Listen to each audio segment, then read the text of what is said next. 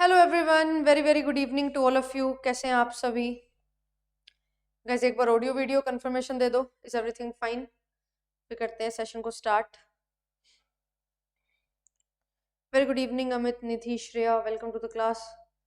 इस फटाफट लिंक को शेयर कर दो सबके साथ। बहुत ज़्यादा इंपॉर्टेंट सेशन आपके लिए होने वाला है एंड आप सभी का बहुत समय से इंतज़ार हो रहा था। आप सभी का एक कंसर्न आ रहा था कि WB सेट भी सॉल्व करवा दो मैम। MP सेट तो करवा दिया, तो बिल्कुल आपके लिए जो है मैं लेके आ चुकी हूँ WB सेट का सॉल्यूशन। एक बार बताइए ऑडियो वीडियो सब क्लियर है? आज हम पेपर 2 कॉमर्स को डिस्कस करते हुए चलेंगे एंड ये सेशन बहुत ज़्यादा इंपॉर्टेंट होगा, ठीक है, जो भी नेट की तैयारी कर रहे हैं उनके लिए भी। Just give me a minute, start करते हैं सेशन को।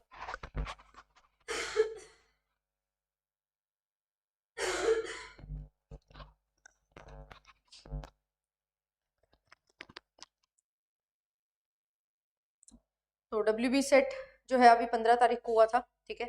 उसका सॉल्यूशन देखेंगे। अगर आप फर्स्ट टाइम चैनल पे आए हैं, चैनल को सब्सक्राइब कर लो, ठीक है। देखो सब्सक्राइब नहीं कर रहे हो, गलत बात है। जो भी चैनल पे आते हैं जरूर सब्सक्राइब किया करो, सभी के साथ शेयर किया करो। जितना ज़्यादा आप चैनल को शेयर करोगे उतना ज़्यादा चैनल ग्रो करेगा, और जब चैनल ग्रो करेगा, रीच बढ़ेगी, यूट्यूब को पता लगेगा कि कुछ बढ़िया सिखाया जा रहा है, तो उतने ही ज़्यादा बच्चे जो है अच्छा सीख पाएंगे। कोशिश बहुत टाइम से कर रहे हैं, है ना, बट अगर जब रिजल्ट्स नहीं आते, चैनल ग्रो नहीं हो पाता, तो फिर उसको सस्टेनेबल बनाना थोड़ा मुश्किल हो जाता है, ठीक है। बिल्कुल अंदर की बात बता दी है मैंने। अब इसको जरूर सब्सक्राइब कर लिया करो। देखो फिर ऐसा होता है कि चैनल डेड हो जाता है तो फिर कुछ काम नहीं हो पाता, है ना। तो इट इज़ बेटर आप लोग अच्छे से पढ़ो, अपना JRF नेट क्लियर करो, सेट एग्जाम क्लियर करो, बट जो नए बच्चे हैं उन तक भी इसको जरूर पहुंचाया करो चैनल को, ठीक है। अपने पास नहीं रखना, सब तक पहुंचाना है। और अगर आप तैयारी करना चाहते हैं 2025 अटेम्प्ट के लिए फॉर नेट एग्जामिनेशन और सेट एग्जामिनेशन, बहुत अच्छे तरीके से अपने पेपर को समझना चाहते हैं, अच्छे तरीके से पढ़ना चाहते हैं, डिटेल में पढ़ना चाहते हैं, और हर चीज़ आपको प्रोवाइड की जाए, तो बिल्कुल आपको जो है JRF अड्डा प्रीमियम ऑफर दिया जा रहा है, जिसमें आपको हर चीज़ जो आपके लिए रिक्वायर्ड है वो आपको मिलेगी। And not just about the examination की JRF क्लियर हो गया, बट उसके बियॉन्ड भी बहुत सारी चीज़ें जो है वो मैटर करती हैं, और वो सारी चीज़ें आपको सिखाई जाती हैं, प्रॉपर गाइडेंस आपको दी जाती है। मॉक टेस्ट आपके लिए हो रहे हैं थर्सडे एंड संडे, जरूर इनको लगाया करो, ठीक है। जिनका भी अपकमिंग सेट है या नेट एग्जामिनेशन है तो आप लोग जरूर फॉलो किया करो।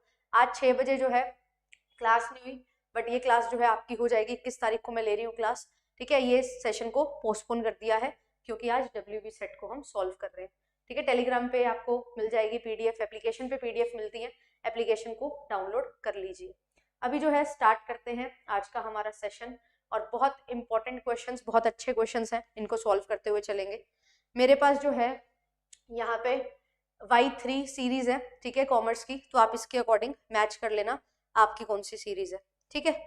आई होप कि सारे बच्चे जो हैं वो आ गए होंगे, नहीं आए हैं तो वही बुला लो, है ना। जिनको नेट की तैयारी करनी है उनके लिए भी ये चीज़ बहुत ज़्यादा इंपॉर्टेंट है। क्वेश्चन नंबर 1 आपके सामने है। मोनोपोली में बोला जा रहा है सप्लाई कर्व कैसा होता है। भाई मोनोपोली में सिर्फ एक ही सेलर होता है, तो इसका सप्लाई कर्व होता ही नहीं है, तो आंसर क्या हो जाएगा? ऑप्शन नंबर डी, कि सप्लाई कर्व एग्जिस्ट ही नहीं करता है। अगला क्वेश्चन बोला जा रहा है ACMC से रिलेटेड है, बताओ कौन सी स्टेटमेंट ट्रू है। तो जब हम AC की बात करते हैं वो यू शेप्ड है, MC की बात करते हैं वो भी यू शेप्ड है, इस तरीके से कर्व बनते हैं। तो यहाँ पे आपसे बोला जा रहा है कौन सी यहाँ पे लाइन सही है। तो जब एवरेज कॉस्ट राइज हो रही होती है तो मार्जिनल कॉस्ट हमेशा उससे आगे होती है। यस, ये बात बिल्कुल सही है, क्योंकि मार्जिनल कॉस्ट पहले फॉल करती है, फिर वो बढ़ना शुरू कर देती है, एवरेज कॉस्ट तब तक फॉल ही कर रही होती है, और एवरेज कॉस्ट को उसके बिल्कुल लोएस्ट पॉइंट पे MC कर्व जो है, मार्जिनल कॉस्ट कर्व, कट करती है। तो कट करने के बाद जैसे ही AC बढ़ना शुरू करती है, MC उससे आगे होती है, तो आंसर हो जाएगा इसका option number C. Second question का आंसर ऑप्शन नंबर सी होगा। Y3 सीरीज है, ध्यान रखिएगा। क्वेश्चन नंबर 3 की अगर बात करें, कॉपीराइट क्या है। कॉपीराइट एक इंटेलेक्चुअल प्रॉपर्टी है, और इंटेलेक्चुअल प्रॉपर्टी कैसे काम करती है, जैसे हमारी मूवेबल प्रॉपर्टी काम करती है वैसे इंटेलेक्चुअल प्रॉपर्टी काम करती है। तो यहाँ पे इसका आंसर मूवेबल प्रॉपर्टी होना चाहिए, बट पर्सनल प्रॉपर्टी ये इस तरीके से हो सकता है कि ये तो मैंने कोई काम किया है उसके लिए मेरे पास राइट है, तो ये पर्सनल प्रॉपर्टी नहीं आएगा इसमें। मुझे ऐसा लगता है केवल मूवेबल प्रॉपर्टी आएगा, क्योंकि जो इंटेलेक्चुअल प्रॉपर्टी होती है वो मूवेबल प्रॉपर्टी की तरह काम करती है। तो पर्सनल प्रॉपर्टी तो ये होता है जिसपे मेरी ओनरशिप है। हाँ ठीक है, इंटेलेक्चुअल प्रॉपर्टी में ओनरशिप आपकी है, पर वो आई थिंक मेरे को ऐसा लग रहा है कि वो एसेट्स के लिए होता है ना, टेंजिबल्स के लिए। हम इंटेलेक्चुअल की जब बात कर रहे हैं तो इंटेंजिबल की बात कर रहे हैं, मूवेबल प्रॉपर्टी की तरह उसकी सारी कंसिडरेशंस होती हैं, तो आंसर इसका ए होना चाहिए। आगे देखो, अगर ऐसा कोई लीडर है जो डिसीजन ले रहा है कंसल्ट करके, तो इसको डेमोक्रेटिक लीडर जो है वो बोला जाता है। आंसर आपका हो जाएगा option number C. Fifth question है, जो पर्सन किसी को अपना सामान दे रहा है ना, और उसने डेट की पेमेंट के लिए सिक्योरिटी प्रोवाइड की है, तो इसको क्या बोला जाता है? जो पर्सन देता है सामान अपना as a security of debt, तो ये जो है ये कहलाता है प्लेजर। जिसको दिया जाता है वो होता है प्लेजी। ठीक है, बेलर बेली में क्या होता है, जब हमारे पास मूवेबल गुड्स होते हैं उस केस में हम बेलर बेली यूज करते हैं, बट एज अ सिक्योरिटी जब आप देते हो तो प्लेजर प्लेजी वर्ड आप यूज करते हुए चलते हैं। ठीक है, ये चीज आपने ध्यान में रखनी है। अगला क्वेश्चन जो है यहाँ पे 6th, ये क्वेश्चन मेरे को थोड़ा सा सही नहीं लगा इसका ऑप्शन, बट यहाँ पे देखो कि मैनेजर जो है अगर लोगों के बीच में कंफ्लिक्ट हो जाता है तो वो बोलता है कि आप ये देखो कि आप किस मिशन में हो, है ना, आपकी ऑर्गेनाइजेशन का गोल क्या है, मिशन क्या है, पर्पस क्या है, ये फालतू की चीजों में लड़ाई मत करोगे, ऐसे ध्यान कर लगा रहा है आपका मैनेजर, आपको ये बता रहा है कि ये जो डिस्प्यूट्स हो रहे हैं ये तो होंगे, बट आपका पर्पस क्या है, उसकी तरफ आपको बढ़ना है, ग्रो करना है। तो यहाँ पे रिड्यूस्ड इंटरडिपेंडेंस आता है, बफरिंग आता है, रिसोर्स एक्सपेंशन आता है, या appeal to subordinate goal, superordinate goal. तो यहाँ पे जो है appeal to superordinate goal यहाँ पे सबसे सही जा रहा है। ठीक है, बट यहाँ पे जो हम बात करते हैं ये होती है कि हम अपनी ऑर्गेनाइजेशन के टुवर्ड्स, अपनी ऑर्गेनाइजेशन के जो गोल्स हैं उनको अचीव करने की बात यहाँ पे कर रहे हैं, ना कि हम आपस में एक दूसरे के ऊपर डिपेंडेंस है उसकी बात करते हैं। तो आंसर यहाँ पे जो है ऑप्शन नंबर डी यहाँ पे आ जाएगा। ठीक है, but I am not sure. ठीक है, सी का डी ही रख लो अभी तक। इसके बाद यहाँ पे आपको दिया हुआ है कि 15,000 कैपेसिटी है फैक्ट्री की, कि वो 15,000 यूनिट्स बना सकती है। ठीक है, और 200 रुपये एक यूनिट का प्राइस है, 20 लाख रुपए की सेल्स है, यानी कि 10,000 यूनिट्स बेची गई हैं, 12 लाख जो है वेरिएबल कॉस्ट है। तो आपको यहाँ पे बताना है अगर फिक्स्ड कॉस्ट 6 लाख है तो कितनी कैपेसिटी यूटिलाइज हुई है। तो ब्रेक इवन पॉइंट अगर मैं निकालूंगी तो यहाँ पे ब्रेक इवन का फॉर्मूला क्या होता है, fixed cost by contribution per unit. और कॉन्ट्रीब्यूशन क्या होता है, कॉन्ट्रीब्यूशन होता है हमारे पास जब हम यहाँ पे निकालते हैं selling price per unit minus variable cost per unit. मुझे ये पता है 10,000 यूनिट्स हैं, ठीक है, तो 10,000 में 200 में से 120 माइनस करेंगे 80, तो आप 6 लाख को 80 से डिवाइड करोगे तो ये आ जाएगा 7500, 7500। तो 7500 है, टोटल कैपेसिटी कितनी है 15,000, तो 15,000 का आधा है 7500, तो 50% इसका करेक्ट आंसर निकल के आ जाएगा। ऑप्शन नंबर 7 का आंसर हो जाएगा option number B. Future goods क्या होते हैं, फ्यूचर गुड्स वो गुड्स हैं जब कॉन्ट्रैक्ट बन चुका है उसके बाद की यहाँ पे बात हो रही है, और उसके बाद यहाँ पे क्या बात कर रहे हैं कि हम अभी मैन्युफैक्चर करेंगे, प्रोड्यूस करेंगे, या किसी और से एक्वायर करना है सामान तो वो एक्वायर करेंगे after making contract of sale. ठीक है, तो आंसर क्या हो जाएगा इसका option number B. 9th question जो है इसमें बोला जा रहा है कौन स्टैट्यूटरी ऑडिटर कंपनी का बन सकता है। तो एक पर्सन चार्टर्ड अकाउंटेंट है तो बन सकता है क्या, हाँ बन सकता है। पर्सन जो इंडिविजुअल है या बॉडी कॉर्पोरेट है वो बन सकता है। पर्सन जिसने 12 साल पहले कोई कन्विक्ट किया था, ऑफेंस किया था, और full time employee of an unrelated company. तो यहाँ पे जो करेक्ट आंसर आएगा वो 1 और 3 हो जाएगा। यहाँ पे इंडिविजुअल और बॉडी कॉर्पोरेट, ठीक है, ये भी हो सकता है। स्टैट्यूटरी ऑडिटर की बात हो रही है तो बाय लॉ की हम बात करते हैं तो यहाँ पे इंडिविजुअल ही होना चाहिए, सीए होना चाहिए, क्वालिफाइड, है ना, और full time employee of unrelated company ये नहीं बन सकता। 4th को एलिमिनेट करेंगे। सेकंड जो है कि इंडिविजुअल और बॉडी कॉर्पोरेट हो सकता है, आई डोंट थिंक सो। तो आंसर यहाँ पे जो है ऑप्शन नंबर सी 1 और 3 हमारा निकल के आ जाएगा। ठीक है, ये चीज आपने ध्यान में रखनी है। अगले क्वेश्चन की अगर हम बात करें, नेक्स्ट क्वेश्चन है हमारा, इसमें बात हो रही है कि अलग एक ऐसा प्राइस स्ट्रक्चर जहाँ पे अलग अलग कैटेगरीज के बायर्स को कवर किया जाता है। तो डिफरेंशियल प्राइसिंग आएगा इसका आंसर, क्योंकि यहाँ पे क्या होता है अलग अलग प्राइस जो है चार्ज किया जाता है अलग अलग तरीके के बायर से। तो डिफरेंशियल प्राइसिंग इसका करेक्ट आंसर यहाँ पे बन जाएगा। अब प्राइमरी डेटा के मुकाबले सेकेंडरी डेटा जो है वो कैसा होता है, रैपिडली और इजीली कलेक्ट हो जाता है, सही बात है। लो कॉस्ट पे होता है, सही बात है। शॉर्टर टाइम में होता है, सही बात है। तो सारी ही बातें यहाँ पे सही हैं। तो आंसर इसका हो जाएगा ऑप्शन नंबर डी, कि यहाँ पे रैपिडली, इजीली, इकोनॉमिकली और इन शॉर्ट टाइम हम क्या कर सकते हैं, डेटा कलेक्ट कर सकते हैं। अगला क्वेश्चन है which of the following statement is not true for delegation and decentralisation. Delegation और डिसेंट्रलाइजेशन के लिए कौन से स्टेटमेंट सही नहीं है। ये बोल रहा है कि डेलीगेशन एक प्रोसेस है, डिसेंट्रलाइजेशन एक रिजल्ट है।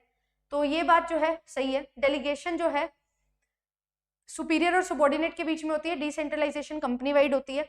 जब आप डिसेंट्रलाइज कर देते हो तो आपने पूरा जो है पूरा का पूरा अथॉरिटी किसी और को दे दिया, वो काम उसी के अंडर होगा, तो कंपनी वाइड यहाँ पे हो जाता है बिल्कुल।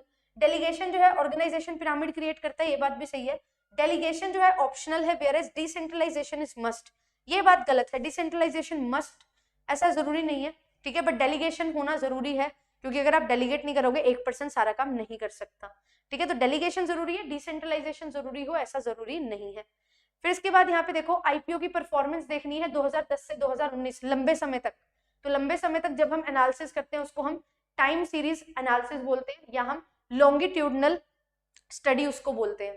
तो आंसर क्या हो जाएगा, ऑप्शन नंबर ए, ठीक है। क्रॉस सेक्शनल क्या होता है, जब हर चीज को एक ही टाइम पे देखा जाए, है ना, तो वो क्रॉस सेक्शनल होता है। तो क्रॉस सेक्शनल तो हो नहीं सकता, क्योंकि हमने परफॉर्मेंस देखनी है डिफरेंट फर्म्स की बैंकिंग सेक्टर में। एक minute, IPO performance for the different firms in the banking sector, अलग अलग फर्म्स की परफॉर्मेंस देखनी है।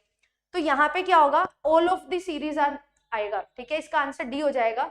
क्योंकि यहाँ पे क्या होगा, यहाँ पे आप टाइम की भी बात कर रहे हो और डिफरेंट बैंकिंग सेक्टर्स की बात कर रहे हो, है ना, बैंकिंग सेक्टर में जो फर्म्स है उनकी बात कर रहे हो, तो बहुत सारी कंपनीज फर्म्स होंगी, उसको एक साथ भी देखोगे और उसको लंबे समय के लिए भी देख रहे हो, तो क्रॉस सेक्शनल भी होगा और लॉन्गिट्यूडनल भी होगा, और लॉन्गिट्यूडनल को पैनल डेटा भी बोला जाता है। तो आंसर इसका ऑप्शन नंबर डी यहाँ पे हो जाएगा।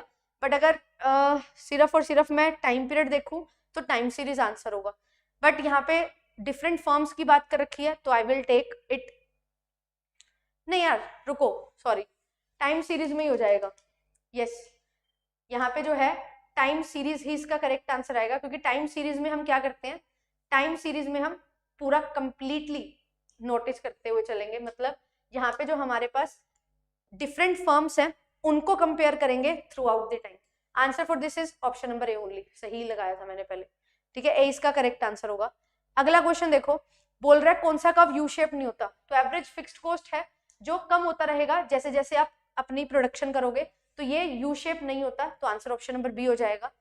ऑब्जेक्टिव कौन सा नहीं है, कंपेंसेशन का, मोरल मेंटेन करना बिल्कुल है, परफॉर्मेंस इंप्रूव हो इसलिए भी दिया जाता है, बिल्कुल कंपेंसेशन। और यहाँ पे जो है इसके बाद आता है जॉब परफॉर्मेंस को रिवॉर्ड देने के लिए, ये बात भी सही है। डिटरमाइन करने के लिए वेजेस और सैलरी, ये कंपेंसेशन का काम नहीं होता है, ये जॉब इवेल्युएशन का काम होता है, ठीक है, आंसर इसका ऑप्शन नंबर बी हो जाएगा। अगला क्वेश्चन देखो, स्पेशल इकोनॉमिक जोन की बात कर रहा है, 15 साल तक आपको जो है एग्जम्पशन मिलती है, पहले 5 साल 100% ऑफ योर एक्सपोर्ट प्रॉफिट्स, अगले 5 साल जो है 50% मिलता है, और अगले साल जो है आप पैसा जो डालते हो उसके अकॉर्डिंग मिलता है। तो यहाँ पे 2014-15 में शुरू हुआ है, 23-24 असेसमेंट ईयर की बात कर रहे हैं, तो 10 साल की बात कर रहे हैं, तो पहले 5 साल तो 100 मिलेगा, बाकी जो 5 साल होंगे उसमें 50% मिलेगा।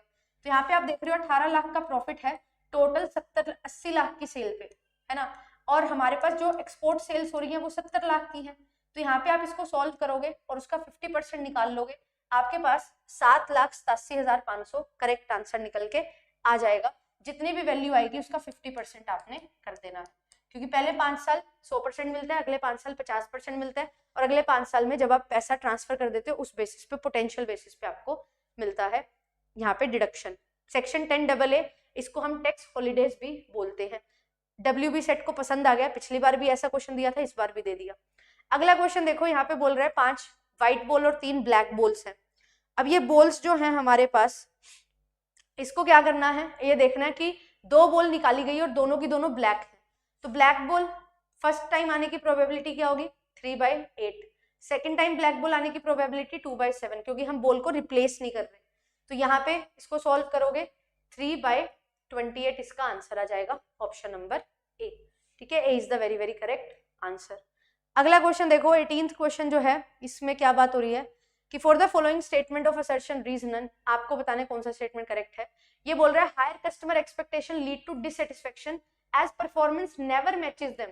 ऐसा भी होता है कि परफॉर्मेंस कभी मैच ही नहीं कर रही, ऐसा नहीं होता भाई, ए फॉल्स है बट आर ट्रू है, क्योंकि प्रोडक्ट परफॉर्मेंस जो है वो हमेशा कस्टमर स्पेसिफिक मांगी जाती है। हाँ, कस्टमर को जो चीज पसंद आएगी वो चीज हमारे लिए फायदेमंद होती है, कि वो चीज बेटर परफॉर्म कर पाई, वही चीज होगी, है ना। मेरी क्लास कौन सी सबसे अच्छी परफॉर्म करी, जिसपे सबसे ज्यादा लोगों ने लाइक किया, व्यू किया, जिसको, है ना, उसी को बोलेंगे सबसे अच्छी क्लास है ना। तो जो प्रोडक्ट परफॉर्मेंस होती है वो हमेशा कस्टमर स्पेसिफिक होती है। तो मेरी क्लास भी जो है आप जितने ज्यादा लोग देखते हो उतनी अच्छी मानी जाती है, तभी बोलती हूँ लाइक शेयर किया करो, है ना। आगे देखो, इन्वायरमेंटल ऑडिट किससे कंडक्ट होता है, कौन कंडक्ट करता है, तो सुप्रीम ऑडिट इंस्टीट्यूशन जो है वो इन्वायरमेंटल ऑडिट को कंडक्ट करता है, याद रखेंगे। केएफसी और सबवे किस चीज के एग्जाम्पल है, तो केएफसी और सबवे जो है ये इंटरनेशनल फ्रेंचाइजिंग के एग्जाम्पल हमारे पास आते हैं, क्योंकि यहाँ पे जो है सेम गुडविल भी मेंटेन की जाती है, तो ये सर्विसेज में है, सर्विसेज में हमारे पास फ्रेंचाइजिंग होता है। आंसर ऑप्शन नंबर सी हो जाएगा। ट्रिप्स और ट्रिम किससे रिलेटेड है, डब्ल्यूटीओ से रिलेटेड है। 21 क्वेश्चन का आंसर ऑप्शन नंबर डी हो जाएगा। सर्विक्वल किससे रिलेटेड है, सर्विस से रिलेटेड है, बिल्कुल सही बात। अब यहाँ पे बोल रहा है हमारे पास डिमांड कर्व है, इसका बिल्कुल मिड पॉइंट है, तो यहाँ पे इलास्टिसिटी क्या होती है, लोअर हमारी जो सेगमेंट होती है बाय अपर सेगमेंट दोनों बराबर होती है, तो आंसर 1 आ जाएगा। जो यहाँ पे हमारी इलास्टिसिटी क्या होगी, 1 हो जाएगी। कौन सी टाइप की डिफरेंशिएशन है जिसको यूज किया जाता है कंपेटिटिव एडवांटेज लेने के लिए, डिस्ट्रीब्यूशन कवरेज, एक्सपर्टीज और परफॉर्मेंस, तो इसको चैनल डिफरेंशिएशन बोला जाता है। आंसर हो जाएगा ऑप्शन नंबर 1। इसके बाद 25th क्वेश्चन की अगर हम बात करें तो यहाँ पे मैंने कैलकुलेट करा इसको, इनमें से एक भी ऑप्शन नहीं आ रहा, ठीक है, तो इसको तो मैं अभी स्टार मार्क ही करूंगी क्योंकि मेरा भी करेक्ट आंसर आया नहीं है, ठीक है। होता क्या है वैसे, जब सेक्शन 91 अप्लाई होता है तो आपके पास DTAA एग्रीमेंट नहीं होता, आपको यूनिलेटरल रिलीफ मिलती है, ठीक है। और रिलीफ कैसे मिलती है, आपका जो एवरेज रेट होता है जिसपे आप टैक्स पे करते हो और जिसपे आपने ऑलरेडी बाहर किस कंट्री में टैक्स पे किया है, वो दोनों रेट देखे जाते हैं। मैंने एक 20 का टैक्स पे किया 6 लाख पे, यानी कि 20% का टैक्स पे किया, है ना, और यहाँ पे मैंने इंडिया में 17.21% का टैक्स पे किया, तो यहाँ पे मैंने कितना ज्यादा पे किया उतनी ही मेरे को रिलीफ मिल जाएगी, ठीक है, उतनी रिलीफ मिल जाती है। पर मैंने यहाँ पे देखा 2.79% निकाला, वो निकल के नहीं आया 6 लाख का इसके बराबर, ठीक है। तो देखते हैं यहाँ पे क्या इश्यू है, ठीक है, ये अभी क्वेश्चन मेरा सॉल्व पूरा नहीं हुआ है। आगे देखो, एबीसी कॉस्टिंग, एब्जॉर्प्शन कॉस्टिंग है, बिल्कुल इसमें ओवरहेड एब्जॉर्ब किए जाते हैं मॉडर्न मेथड से। कैरोल मॉडल जो है 4 लेवल बता रखे हैं, तो आज ही कवर किया ये तो हमने क्रैश कोर्स में, फिलेंथ्रोपिक, इकोनॉमिक, लीगल और एथिकल। Excuse me.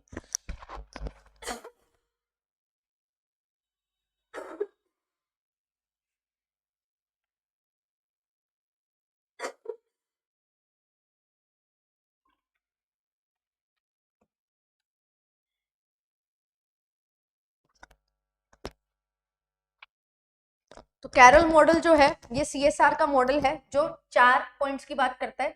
सबसे पहले बात करता है इकोनॉमिक बनो, इकोनॉमिकल बनो, फिर बोलता है लीगल बनो, फिर बोलता है एथिकल बनो, और 4th नंबर पे जाके फिलेंथ्रोपिक यानी कि परोपकारी आपको बनना चाहिए, ठीक है। ये हमारे CSR के मॉडल्स हैं जिसमें हमारे पास 4 पॉइंट्स यहाँ पे रहते हैं, ठीक है। बहुत बार ये नेट में भी पूछा जा चुका है सवाल। 28 क्वेश्चन की अगर हम बात करें तो यहाँ पे बोल रहे हैं ट्रांसफर प्राइसिंग किस पे एप्लीकेबल होता है। ट्रांसफर प्राइसिंग तब एप्लीकेबल होता है जब आप अपनी रिलेटेड कंपनी या एसोसिएट एंटरप्राइज को कम अमाउंट में सामान जो है ट्रांसफर करते हो, तो उसको आर्म लेंथ प्राइस के अकॉर्डिंग वैल्यू किया जाता है। तो यहाँ पे आपसे पूछा जा रहा है क्या होगा इसका करेक्ट आंसर, तो यहाँ पे जो है shifting of profit by increasing the prices charged by an overseas entity और paid by an Indian entity in international transaction. तो यहाँ पे क्या हो रहा है, प्रॉफिट हम शिफ्ट करते हैं, प्राइस को इंक्रीज करके जो चार्ज किया जा रहा है ओवरसीज एंटिटी के द्वारा, है ना, और पे किया जाता है इंडियन एंटिटी के द्वारा इंटरनेशनल ट्रांजेक्शन में। शिफ्ट किए जाते हैं profits by decreasing prices charged bye overseas entity, और शिफ्ट किए जाते हैं profit by decreasing prices paid by Indian entity. तो ये तीनों जो है यहाँ पे इसका करेक्ट आंसर बन जाएंगे। आंसर जो हो जाएगा वो हमारा क्या हो जाएगा, ऑप्शन नंबर सी। आगे देखेंगे नेक्स्ट गुड्स की, यहाँ पे डेफिनेशन आपको पता होगी 4 टाइप के गुड्स हैं, तो उसी से मैच करना था। चारों बिल्कुल सही दे रखे हैं, ABCD 1 2 3 4 इसका करेक्ट मैच हो जाएगा, है ना। जो हमारे गुड्स होते हैं कन्वीनियंस गुड्स, उसमें हम बिल्कुल भी एफर्ट नहीं लगाते, शॉपिंग गुड्स में कंपेयर करते हैं, स्पेशलिटी में यूनिक कैरेक्टरिस्टिक्स और ब्रांड आइडेंटिफिकेशन करते हैं, अनसोल्ड के बारे में पता ही नहीं होता कस्टमर को। तो ABCD इसका करेक्ट आंसर यहाँ पे बन जाएगा। Capital adequacy ratio tier 1 capital plus tier 2 capital by risk weighted asset होता है, पर ये रिस्क फ्री लिखा हुआ है, तो यहाँ पे ये नहीं होगा, total capital by risk adjusted assets हम यहाँ पे लेके चलेंगे, क्योंकि जो रिस्क है जैसे क्रेडिट कार्ड पे 150% का रिस्क होता है, तो वो उसको किया जाता है, रिस्क वेटेड एसेट हमारे पास आएगा, रिस्क एडजस्ट किया जाता है, उसके बाद एसेट को हम लेके चलते हैं। तो आंसर इसका ऑप्शन नंबर डी बन जाएगा। अगला जो क्वेश्चन है स्टैंडर्ड कॉस्टिंग से रिलेटेड है। स्टैंडर्ड कॉस्टिंग प्रोडक्ट कॉस्ट को रिड्यूस करने में हेल्प करता है, बिल्कुल। स्टैंडर्ड कॉस्टिंग एनेबल करता है एफिशिएंसी, तो बिल्कुल सही बात है, दोनों करेक्ट है और करेक्ट एक्सप्लेनेशन भी है। एफिशिएंसी होगी तभी कॉस्ट रिड्यूस हो जाएगी। अब फाइनेंस का क्वेश्चन है, मोदी गिलानी मिलर अप्रोच, इसमें आर्बिट्रेज होता है। नेट इनकम अप्रोच हमारी कैपिटल स्ट्रक्चर की थ्योरी है, और शॉर्ट टर्म फाइनेंशियल इंस्ट्रूमेंट हमारे कमर्शियल पेपर को हम बोलते हैं, तो बिल्कुल ये मनी मार्केट इंस्ट्रूमेंट है। आंसर हो जाएगा ऑप्शन नंबर बी। फिर उसके बाद एक्सपेक्टेड रेंट की बात कर रहे हैं, तो एक्सपेक्टेड रेंट क्या होता है, जो आपका फेयर मार्केट वैल्यू है और जो आपका म्यूनिसिपल वैल्यू है उसमें से हायर। फिर हम देखते हैं कि आपका स्टैंडर्ड रेंट कितना है, इनमें से जो lower. Subject to standard rent का मतलब होता है कि मैक्सिमम स्टैंडर्ड रेंट तक हम ले सकते हैं, ठीक है, तो यही हमारा एक्सपेक्टेड रेंट होता है, बिल्कुल सही बात है। अब ऐसा कौन सा यहाँ पे वर्टिकल मूव है जो रैंक और रिस्पॉन्सिबिलिटी के टर्म्स में हम देखते हैं, तो रैंक और रिस्पॉन्सिबिलिटीज की टर्म में प्रमोशन जो है ये हमारे पास यहाँ पे आ जाएगा, ठीक है। आंसर ऑप्शन नंबर बी बन जाएगा 34 का। 35 की अगर हम बात करें तो स्टैट्यूटरी मीटिंग जो है वो होती है कैसे, पब्लिक कंपनी जो लिमिटेड बाय गारंटी है और शेयर कैपिटल है जिसकी, तो उसी के साथ ये मैच हमारा हो जाएगा। Option number A is the correct answer. 36 में बोला गया है कि जो पब्लिक इंफॉर्मेशन ऑफिसर है वो इंफॉर्मेशन नहीं देता है और जो टाइम पीरियड है उसके अंदर, जैसे नॉर्मल 30 डेज और 48 आवर्स होता है केस ऑफ लाइफ, तो यहाँ पे इसको क्या माना जाता है, डीम्ड रिफ्यूजल। तो यस, इसको डीम्ड रिफ्यूजल माना जाता है कि मान लिया जाएगा आपकी जो एप्लीकेशन थी उसको रिफ्यूज कर दिया गया है। अब जो हमारा वोल्टर मॉडल है ये क्या असम्पशन लेके चलता है, वोल्टर मॉडल बोलता है कि हम जो है केवल और केवल रिटेन्ड अर्निंग से ही अपने जो है फाइनेंसिंग करते हैं, ठीक है, तो आंसर इसका ऑप्शन नंबर ए निकल के आ जाएगा। कॉस्ट ऑफ कैपिटल कांस्टेंट नहीं होती है, गलत, कॉस्ट ऑफ कैपिटल को कांस्टेंट मानता है। रिटर्न ऑन इन्वेस्टमेंट फ्लक्चुएट होता है और return on investment does not fluctuate. अब यहाँ पे देखो, यहाँ पे भी जो है ना एक आ सकता है पॉइंट कि जो रिटर्न ऑन इन्वेस्टमेंट है उसको भी हम आर को कांस्टेंट ही लेके चलते हैं, ठीक है, बट यहाँ पे जो है वोल्टर मॉडल का एक स्पेशल फीचर है, रिटेन्ड अर्निंग जो है वो ओनली सोर्स होगा, तो मेरे अकॉर्डिंग इसका आंसर ए ही होना चाहिए, ठीक है, क्योंकि यहाँ पे हम आर को लेके तो चलते हैं कांस्टेंट, बट ये रियल लाइफ में कांस्टेंट नहीं होता, तो इस तरीके से यहाँ पे जो है मेन हमारा जो अजम्पशन होगा वो मेरे अकॉर्डिंग ऑप्शन नंबर ए होना चाहिए, क्योंकि एक डिस्टिंक्टिव फीचर है गॉर्डन मॉडल से वोल्टर मॉडल का, ठीक है, क्योंकि गॉर्डन इक्विटी को भी कंसीडर करता है पर वोल्टर नहीं करता, ठीक है, तो आंसर इसका ए होना चाहिए। 38 की अगर हम बात करें तो यहाँ पे ऑप्शंस जो है वो सबसे बढ़िया तरीका है, अगर आपको लग रहा है प्राइस बढ़ेगा, किसी को लग रहा है प्राइस घटेगा, तो बिल्कुल वो एक कॉन्ट्रैक्ट में आ सकते हैं और दोनों अपने रिस्क को हेज कर सकते हैं। चार्टर है कंपनी का, वो क्या होता है, memorandum of association. Memorandum of association is the charter of the company. इसके 6 क्लोज होते हैं, बहुत इंपॉर्टेंट है। आईटी एक्ट में बोला हुआ है मैक्सिमम पेनल्टी कब लगती है, तो इम्प्रिजनमेंट होती है किसमें, cyber terrorism, section 66F, very very important. Recently अभी जो पेपर हुआ था अगस्त सितंबर में, उसके लिए मैंने मैराथन्स ली थी, उसमें बहुत अच्छे से हमने कवर कर रखा है, इसको कवर कर लेना, ठीक है। फिर उसके बाद जो है listing the books reports that are consulted for research work, इसको बिब्लियोग्राफी बोला जाता है, ठीक है, जहाँ पे किसी का काम है और उसको आप यूज करते हो और फिर आप उसको मेंशन भी करते हो, रेफरेंस देते हो। Answer is option number C. यहाँ पे रिलेटिवली होमोजीनियस और डिवीजन है सोसाइटी में जो हायरार्किकल ऑर्डर में है और सिमिलर वैल्यूज, इंटरेस्ट और बिहेवियर है, इसको बोला जाता है social class. Answer option number C हो जाएगा 42 का। 43 का जो करेक्ट आंसर है वो ऑप्शन नंबर डी है कि यहाँ पे क्या है, मोनोपोली के लिए कौन सी स्टेटमेंट ट्रू है, तो एक यूनिट प्रोडक्ट है जिसका कोई क्लोज सब्स्टिट्यूट नहीं होता, अकेला एक पर्सन होता है, तो बिल्कुल डी इसका करेक्ट आंसर हो जाएगा।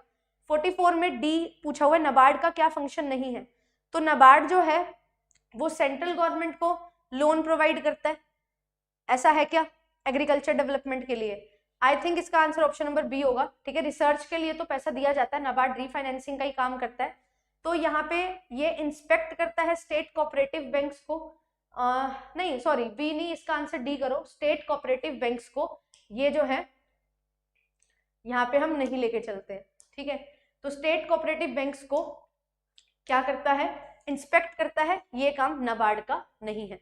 सेंट्रल गवर्नमेंट को देगा एग्रीकल्चर डेवलपमेंट के लिए लोन्स वगैरह, तो ये बात सही है, देता है। अब इसके बाद क्या बोल रखा है कि आपके पास जो अकाउंट पेबल्स है 2000 से 3000 हो गए, मतलब आपकी लाइबिलिटीज बढ़ गई।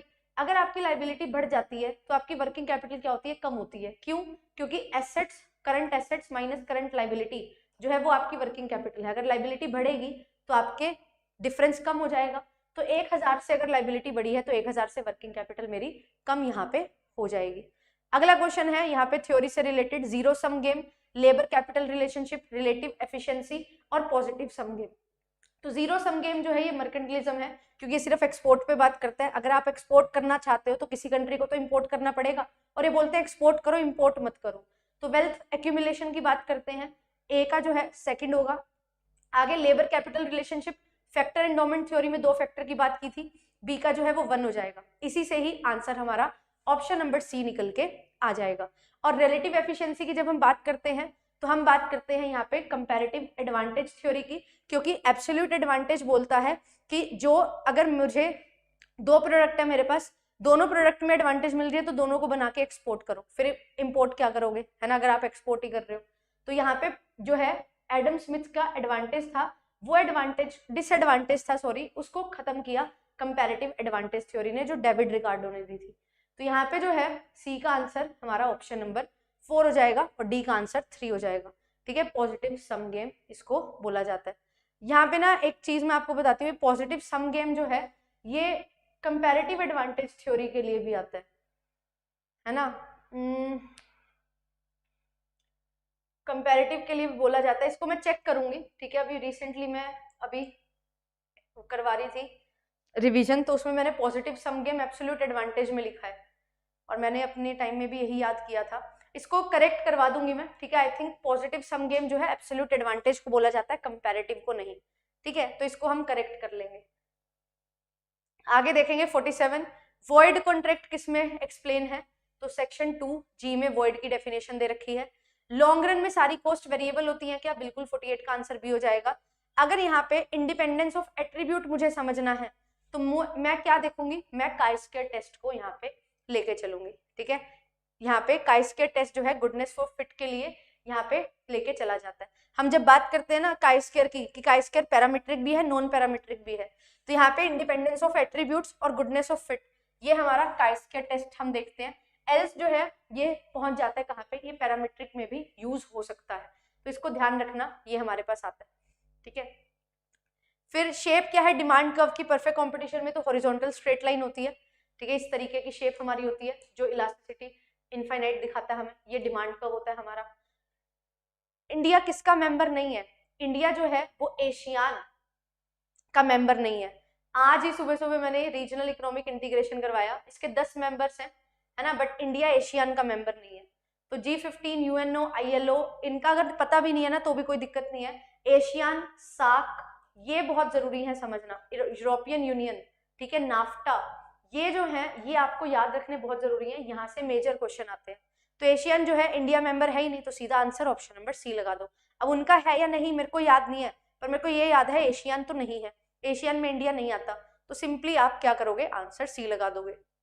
अब जो स्टैंडर्ड नॉर्मल कर्व है उसका मेजर एरिया कवर हो जाता है 99.72% एरिया, कहाँ, जब z जो है ±3 में रहता है, ±3 स्टैंडर्ड डेविएशन में हमारा मेजर एरिया कवर हो जाता है। आंसर क्या हो जाएगा इसका, ऑप्शन नंबर डी, ठीक है। आगे देखेंगे नेक्स्ट, यहाँ पे जो है हमें बताना है डेटर टर्नओवर रेशियो क्या होगी। अगर क्लोजिंग डेटर्स मेरे 40,000 है, सेल्स मेरी 4 लाख की है, क्रेडिट सेल्स 25% है टोटल सेल्स का, और excess of closing debtors over opening debtors जो है वो 30,000 है, ठीक है। तो यहाँ पे हम क्या करेंगे, हम क्या करते हैं, जो मेरी क्रेडिट सेल्स होती हैं उसको डिवाइड किया जाता है हमारे एवरेज डेटर्स से।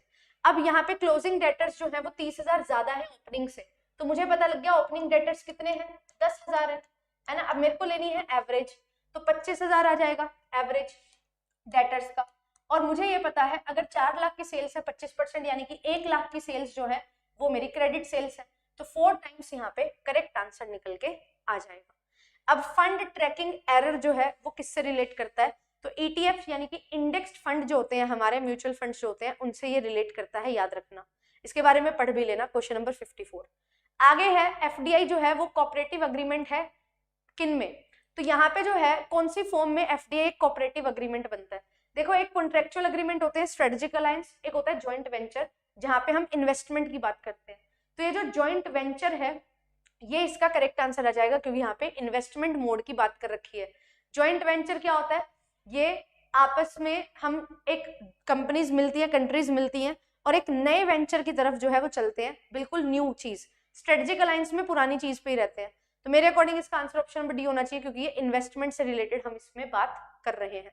एक्सिम बैंक जो है इशू करता है गारंटी किसके बिहाफ पे, तो एक्सिम बैंक जो है एक्सपोर्ट इंपोर्ट के लिए है, तो ये गारंटी इशू करता है किसके बिहाफ पे, ऑल एक्सपोर्टर्स फ्रॉम इंडिया है। एक्सपोर्टर्स को तो गारंटी देता है, ये बात तो नहीं होगी, एक्सपोर्टर को मिलती है ना गारंटी, तो एक इशू करता है गारंटी की आपने जो एक्सपोर्ट दिया है किया है उसका पैसा आपको मिल जाएगा, है ना। इंपोर्ट के लिए भी होता है, तो सभी के सभी एक्सपोर्टर्स आएंगे। कंस्ट्रक्शन और turnkey project government of India, तो आंसर इसका होना चाहिए बैंक इन इंडिया, जो भी इंडिया में बैंक है उन सबके बिहाफ पे एक्सिम बैंक गारंटी देता है कि हाँ यहाँ पे जो आपकी कोई भी ट्रांजेक्शन हुई है उसके रिगार्डिंग आपको पेमेंट जो है वो मिल जाएगी। 56 का आंसर ऑप्शन नंबर सी लगा लीजिए। यहाँ पे हार्वर्ड शेल्ड मॉडल जो है कंज्यूमर बिहेवियर का मॉडल है, तो ये मॉडर्न मॉडल है, इसमें जो है 4 वेरिएबल्स की बात होती है। कंज्यूमर बिहेवियर कुछ इंसेंटिव्स पे डिपेंड करता है और कंज्यूमर बिहेवियर रैशनल और रिपीटेड मैनर में काम करता है, ये तीनों बात सही है। आंसर हो जाएगा इसका option number D, A B और सी तीनों करेक्ट है। 57 का आंसर होगा ऑप्शन नंबर डी। 58 को देखो, इस क्वेश्चन को ध्यान से समझो भाई, ये जो क्वेश्चन है ये क्या बात कर रहा है। क्वेश्चन में बात हो रही है कि कितने ईयर्स में जो अमाउंट डिपॉजिट हुई है वो 14% पे अगर चार्ज हो रही है तो पैसा डबल हो जाएगा। अब हमने रूल ऑफ डबलिंग पढ़ा हुआ है, 100/14 कर दूंगी तो सिंपल इंटरेस्ट के हिसाब से आ जाएगा। मैंने इसको सॉल्व किया, आंसर है ही नहीं, ऑप्शन ही नहीं है, तो मैं क्या करूंगी, मैं इसको मानूंगी अब कि ये कंपाउंड इंटरेस्ट पे लिया गया होगा, और जब कंपाउंड इंटरेस्ट पे लिया जाता है तो हम यहाँ पे यूज करते हैं 72/14, तो आप इसको सॉल्व करोगे 5.14 इसका करेक्ट आंसर आ जाएगा। तो यहाँ पे कंपाउंड इंटरेस्ट के हिसाब से क्वेश्चन पूछ रखा है, आंसर ऑप्शन नंबर बी हो जाएगा।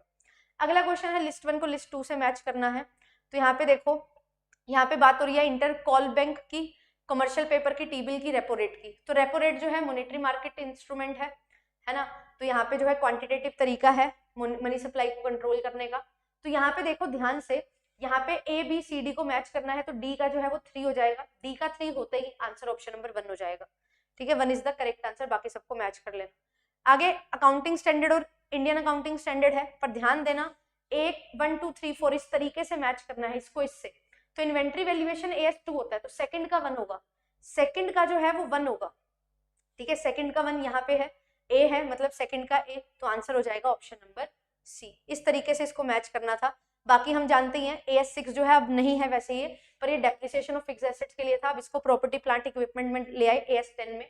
AS21 जो है ये हमारा जो है कंसोलिडेशन की बात करता है, कंसिडरेशन नहीं, कंसोलिडेशन ऑफ अकाउंट आएगा। Revenue recognition Indian accounting standard 18 में आता है, ये थोड़े से गड़बड़ से नहीं लिख रखे हैं, रिवेन्यू रिकॉग्निशन आई थिंक 18 ही है, चलो ठीक है, इसको जो है ये मैच करना है, वैसे 1 से मैच हो गया, ये ऑप्शन नंबर सी यहाँ पे बन जाएगा। अगला क्वेश्चन जो है ये बात कर रहा है नॉन परफॉर्मिंग एसेट की, तो नॉन परफॉर्मिंग एसेट से प्रॉफिटेड इफेक्ट होते हैं, बिल्कुल होते हैं।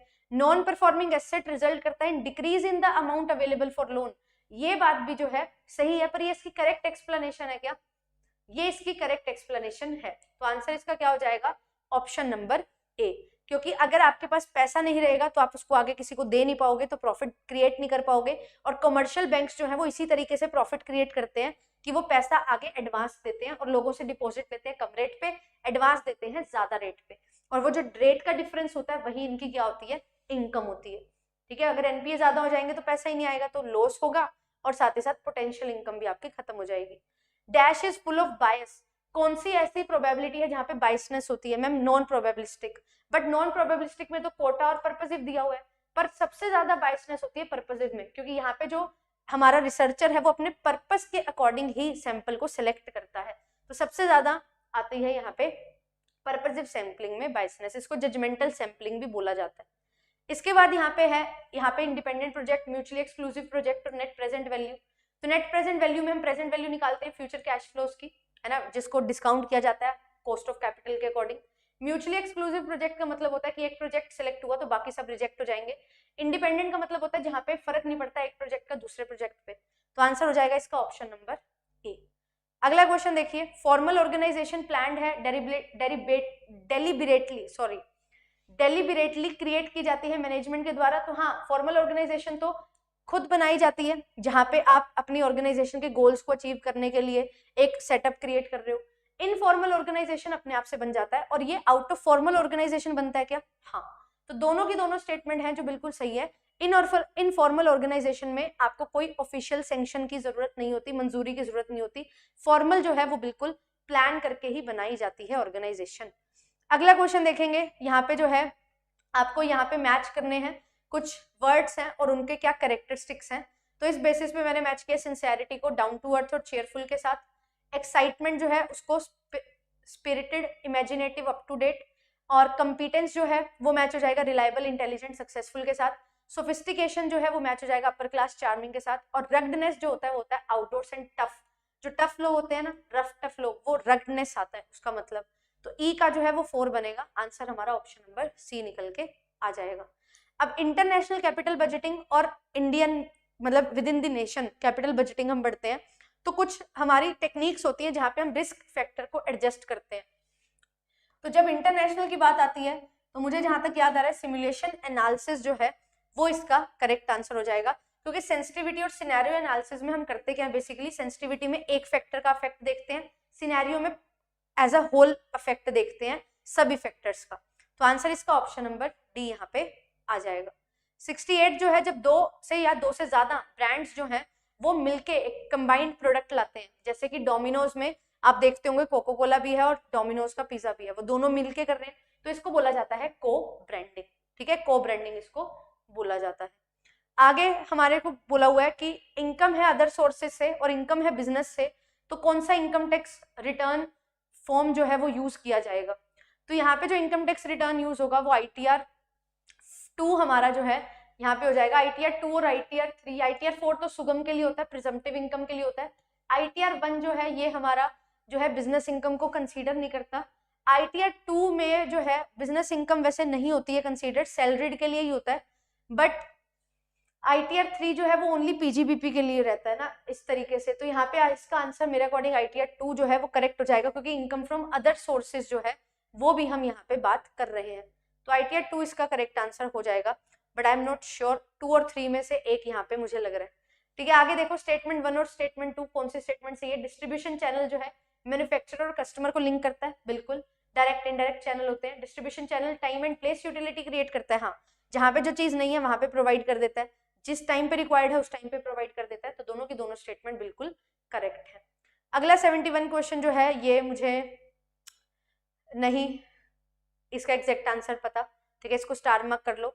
नेक्स्ट क्वेश्चन जो है, अगर इनकम आउटसाइड इंडिया एक्रू हुई है और रिसीव भी आउटसाइड इंडिया हुई है तो केवल और केवल रेजिडेंट इंडियन जो है उस पर ये इनकम टैक्सेबल हो जाएगी। ठीक है, इसके बाद डिडक्शन का सेक्शन है। 50,000 की डिडक्शन मिलती है TTB के तहत जब आप कोई इंटरेस्ट की इनकम कमाते हो, तो डी का जो है वो 1 हो जाएगा। एंड जो बायोडिग्रेडेबल वेस्ट के बिजनेस में इन्वॉल्व होते हैं उनको सेक्शन JJA में यहाँ पे क्या मिलती है, डिडक्शन मिलती है। तो सी का 4 बनेगा और डी का 1 बनेगा, इसी से ही हमारा करेक्ट आंसर निकल के आ जाएगा ऑप्शन नंबर बी। तो अब यहाँ पे आगे देख लो कि हमारे पास जो 80 IAC है इसमें क्या होता है, इसमें भी आपको डिडक्शन यहाँ पे प्रोवाइड की जाती है कि अगर आपकी जो 11 DD रूल में जो लिखा गया है सीनियर सिटीजन के लिए कोई अमाउंट स्पेंड किया कोई स्पेसिफाइड डिसीज पे, उस पे आपको यहाँ पे मिलती है। और एक सेकंड नहीं, ए का सेकंड होना चाहिए भाई, ए का होना चाहिए सेकंड और बी का होना चाहिए फिर यहाँ पे स्टार्टअप की बात कर रहे हैं, स्टार्टअप 80 JJAA में होता है स्टार्टअप। तो एक सेकंड डी का 1 होगा और ए का जो है वो सेकंड होगा, क्योंकि यहाँ पे जो है डिसीज तो डिपेंडेंट डिसेबल की हम बात करते हैं तब आती है। तो भाई क्वेश्चन में थोड़ी गड़बड़ है क्या, ए का सेकंड होना चाहिए और डी का 1 होना चाहिए। ए का सेकंड ही है ना, अरे हाँ ठीक तो है, ए का सेकंड डी का 1, सी का 4 सही है, ऑप्शन नंबर बी सही है। ठीक है, वैसे कंफ्यूजन हो गई, बी इसका बिल्कुल करेक्ट आंसर है। अथॉरिटी जो है टॉप से बॉटम आती है कौन से स्ट्रक्चर में, ये जो है आई फील इसका आंसर फॉर्मल अथॉरिटी थ्योरी होना चाहिए, आंसर इसका ऑप्शन नंबर बी होना चाहिए, but I am not sure. 75 question जो है ये FDI और FPI के बारे में बोल रहा है, कौन सा एक बेस्ट इसका डिफरेंशिएशन हो रहा है। तो FDI जो है वो हमें हेल्प करता है स्पेसिफिक सेक्टर में आप इन्वेस्टमेंट करते हो, FII में आपके पास पैसा आ जाता है, फिजिकल एसेट्स में आप निवेश करते हो, तो जिस कंट्री में निवेश किया जा रहा है उस कंट्री के पास पैसा आ जाता है। तो आंसर इसका ऑप्शन नंबर बी हो जाएगा। ठीक है, क्योंकि एफडीआई में सिर्फ कैपिटल नहीं आती, ट्रांसफर ऑफ टेक्नोलॉजी होता है, ओनरशिप भी आपको देनी पड़ती है। एफडीआई से ज्यादा एफआईआई रिलायबल है? नहीं, एफआईआई तो स्पेकुलेशन पर्पस के लिए की जाती है, एफडीआई रिलायबल है। एफडीआई जो है सेकेंडरी मार्केट में है, एफआईआई जो है प्राइमरी मार्केट में है। तो ये जो है ये बात बिल्कुल सही है क्या? एफआईआई प्राइमरी मार्केट में यानी कि हम सिक्योरिटीज में डालते हैं पैसा, एफडीआई में जो है हम सेकेंडरी मार्केट में जा रहे हैं क्योंकि हम फिजिकल एसेट्स में पैसा लगा रहे हैं। तो ऐसा 100% ट्रू है क्या स्टॉक एक्सचेंज वगैरह में? नहीं, ऐसा 100% इसका डिफरेंशिएशन मेरे को बी ही लग रहा है सही, सी नहीं, बी ही इसका करेक्ट आंसर यहाँ पे बनेगा। 76 की बात करें, म्यूचुअल फंड को रेगुलेट कौन करता है? सबसे ज्यादा पूछे जाने वाला सवाल है ये। तो सेबी जो है वही रेगुलेट करता है, कभी भी भूल के भी म्यूचुअल फंड्स इन इंडिया मत लगाना, ठीक है? सेबी ही रेगुलेट करता है म्यूचुअल फंड्स को भी, इवन सिक्योरिटीज को भी, है ना। फिर उसके बाद यहाँ पे जो है कंसोलिडेटेड अकाउंट्स की बात कर रखी है। तो अगर प्री एक्विजिशन प्रॉफिट्स हैं सब्सिडरी कंपनी के, वो कैसे एडजस्ट होंगे? तो जो प्री एक्विजिशन प्रॉफिट्स होते हैं ना, ये हमारे कैपिटल प्रॉफिट्स होते हैं। तो जितना इन्वेस्टमेंट किया है सब्सिडरी कंपनी में, उसके अगेंस्ट ही इनको कंसीडर किया जाता है, क्योंकि ये कैपिटल नेचर के हैं तो प्रॉफिट एंड लॉस में तो जाएंगे नहीं, है ना। रेवेन्यू नेचर भी नहीं है, कैपिटल नेचर है, तो डी इसका करेक्ट आंसर यहाँ पे बन जाएगा। अगला क्वेश्चन है क्रेडिट क्रिएशन के नॉन क्वांटिटेटिव मेथड्स। तो क्रेडिट रेशनिंग मार्जिनल रिक्वायरमेंट होगा, मोरल सुएशन होता है।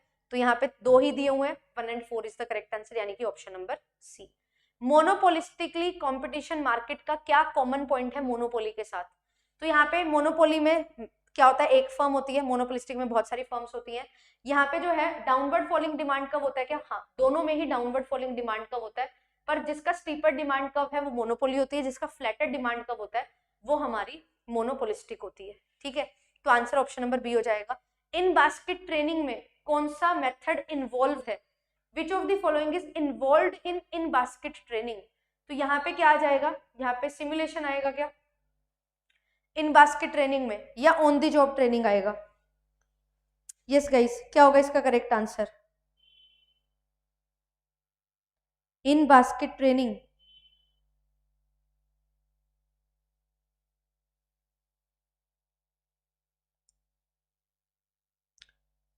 क्या बात, आज तो बिल्कुल ही बिल्कुल ही ऐसे लग रहा है कि त्याग दिया है पढ़ना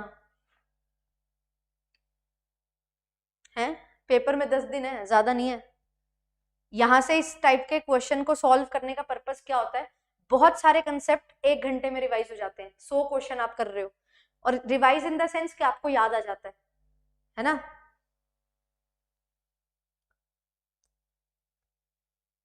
और यहाँ पे मैं देख रही हूँ किसी का कोई किसी को पढ़ी नहीं है कि हमने पढ़ना है। चलो भाई, आपकी इच्छा है ना, मैं भी कल से क्लास नहीं लूंगी, मैं क्यों अपनी एनर्जी वेस्ट करूं। तो यहाँ पे जो है इन बास्केट ट्रेनिंग की बात कर रहे हैं। तो इन बास्केट ट्रेनिंग में ऐसा होता है कि आप ड्यूरिंग दी जॉब सीखते हो, तो यहाँ पे इसका आंसर जो है ऑन दी जॉब ट्रेनिंग यहाँ पे आ जाएगा, कि ड्यूरिंग दी जॉब आप यहाँ पे सीख रहे हो, ठीक है। इन बास्केट ट्रेनिंग। बेसल 3 किस पे एप्लीकेबल नहीं है?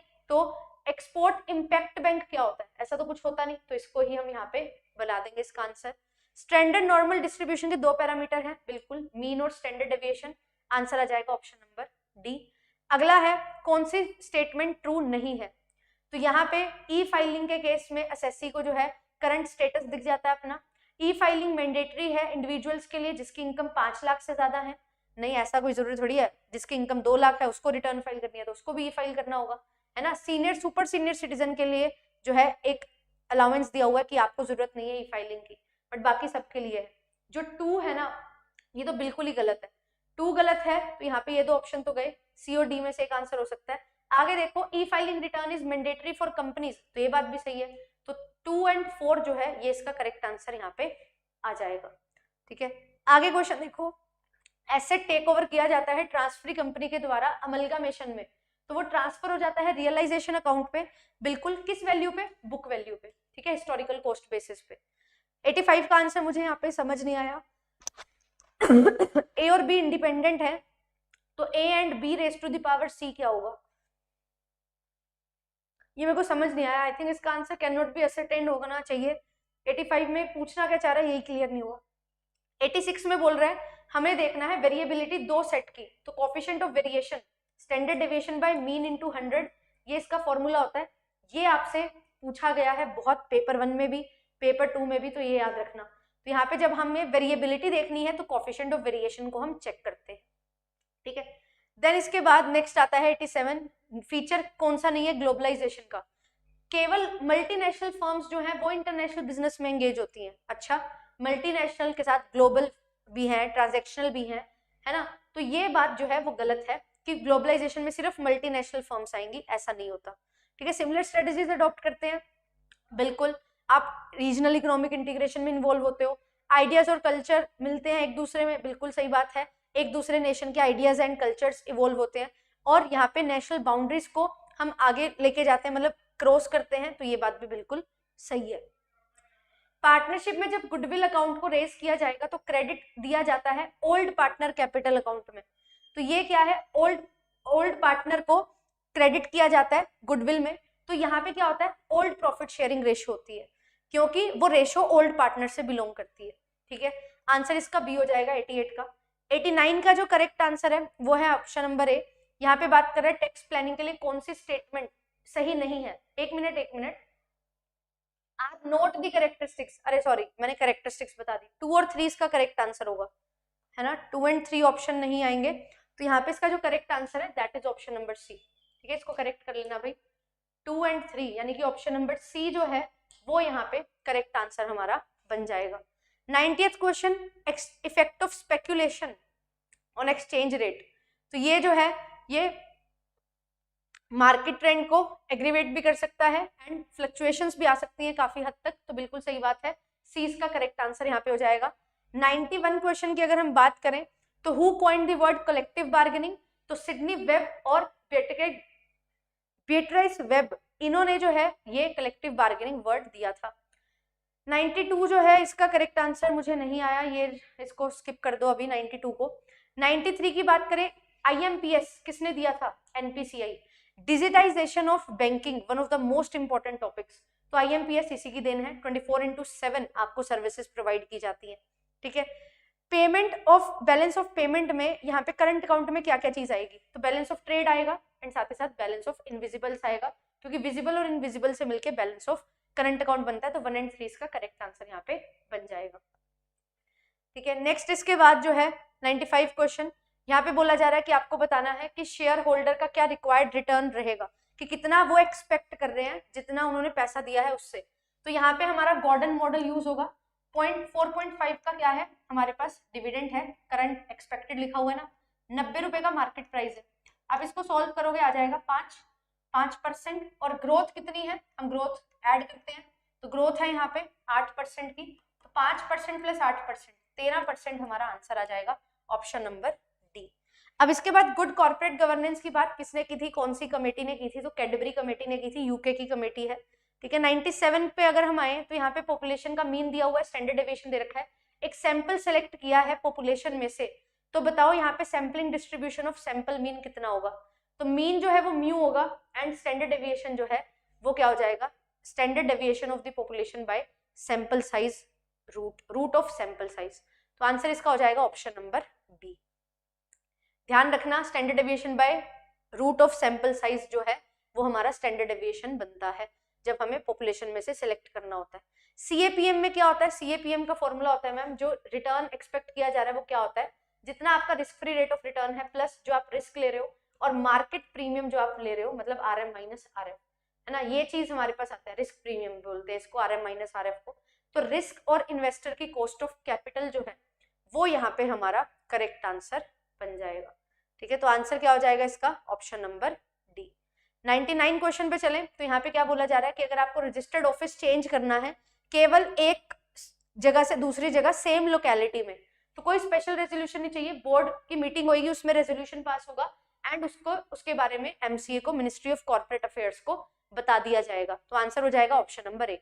हाँ, अगर आपने कोई अलग लोकेलिटी में जाना है तो बहुत तामझाम होते हैं, तो रेजोल्यूशन वगैरह पास आपको करना पड़ता है। 100 क्वेश्चन है, आखिरी सवाल आज के सेशन का।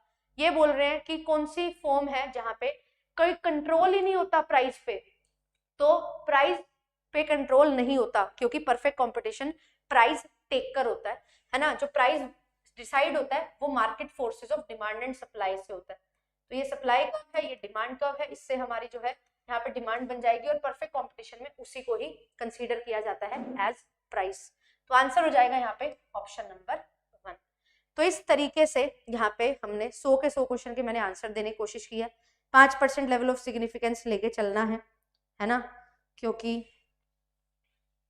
100% मेरा भी सही नहीं हो सकता, बट मैंने कोशिश की है जितना मेरे को आता था, जो मुझे लगा। 1-2 क्वेश्चन में डाउट है, वो भी जब आएगी आंसर की फिर देख लेंगे, ठीक है। बाकी 3-4 क्वेश्चन जो है अभी स्किप किए हैं, तो लगभग 94-95 क्वेश्चन के आंसर मैंने आपको बताए हैं बिल्कुल एक्यूरेसी के साथ।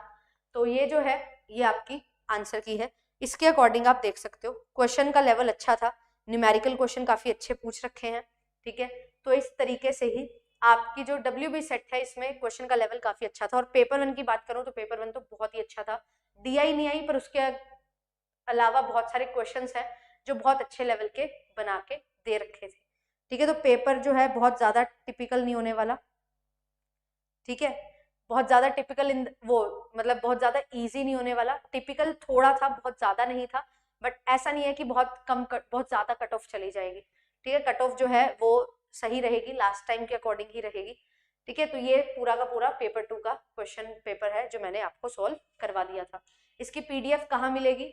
तो इसकी PDF जो है वो बिल्कुल आपको JRF एप्लीकेशन पे मिल जाएगी, एप्लीकेशन डाउनलोड कर लेना। एंड टेलीग्राम चैनल है, इसको भी फॉलो कर सकते हो, सारी क्लासेस के लिंक्स वगैरह आपको मिल जाते हैं, ठीक है। और मिलेंगे फिर 21 तारीख को मॉक टेस्ट में, और पेपर 1 पेपर 2 के मॉक टेस्ट करेंगे। और थर्सडे है कल, तो जरूर कल पेपर 1 का मॉक टेस्ट देना एप्लीकेशन पे, बिल्कुल फ्री ऑफ कॉस्ट है, ठीक है, बिल्कुल फ्री ऑफ कॉस्ट है, इसको आप दे सकते हो।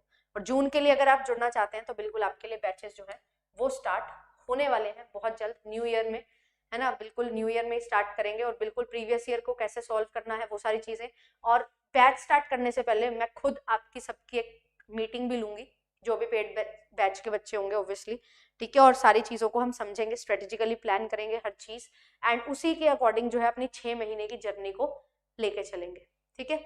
मिलते हैं परसों 21 तारीख को, परसों नहीं 21 को, है ना, और क्लास में क्वेश्चंस को सॉल्व करते हैं। ये सेशन का मेन मकसद जो है वो ये था कि आप जो है अच्छे तरीके से समझ पाओगे, ठीक है, चीज़ों को, और अच्छे तरीके से समझ पाओगे चीज़ों को इन द सेंस कि फटाफट से क्विक रिवाइज हो जाएगा पूरा पेपर, एंड जो टॉपिक आपको ऐसा लग रहा है कि मेरा नहीं हुआ है कवर, उसको आप कवर कर लोगे। एंड जिन बच्चों ने WB सेट दिया उनको आंसर की मिल जाएगी, ठीक है। ज़्यादा बहुत डिटेल में एक्सप्लेनेशन मैंने नहीं दिया, बट हमने कोशिश की है कि समझ लें कि क्या कंसेप्ट टच करने की बात हो रही है, सो दैट उस टॉपिक को हम कवर कर सके। अगर कोई भी टॉपिक आपको नहीं समझ आया और कोई भी स्टैटिक पोर्शन आपको सीखने को मिला, उसको लिख लो, है ना। वो 3-4 क्वेश्चन हर पेपर में से मिल जाते हैं, और वही 3-4 में से एक आधा आपके पेपर में भी आपको दिखाई दे जाता है,